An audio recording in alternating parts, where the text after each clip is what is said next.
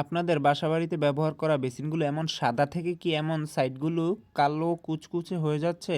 তাহলে আজকের ভিডিওটা সম্পূর্ণ আপনার জন্য। আসসালামু আলাইকুম, স্বাগত জানাচ্ছি চাঁদপুর স্যানিটারি সার্ভিসের শিক্ষামূলক ভিডিওতে।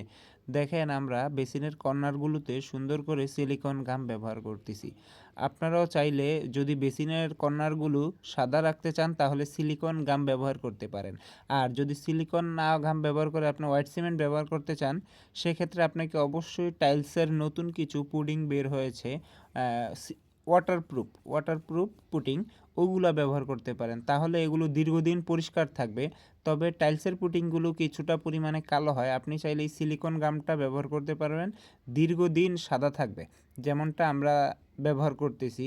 তবে সেক্ষেত্রে মাহাজনের যদি বাজেট না থাকে, অল্প টাকায় কাজ করাতে চায়, তাহলে তো আর আমাদের পক্ষে সম্ভব না। যাই হোক, তো আমাদের সম্পূর্ণ কাজটা কেমন হয়েছে অবশ্যই কমেন্ট করে জানাবেন। আপনিও চাইলে আপনার বাড়িতে এই ধরনের কাজগুলো নিয়মিত প্রয়োগ করতে পারবেন। তবে টাইলসের কর্নারগুলো পরিষ্কার করার ক্ষেত্রে সাবধান, কখনোই আপনারা হারপিক বা টাইলস ক্লিনার ব্যবহার করবেন না, এতে করে আপনাদের ওয়াটার ট্যাপটা ক্ষতিগ্রস্ত হতে পারে।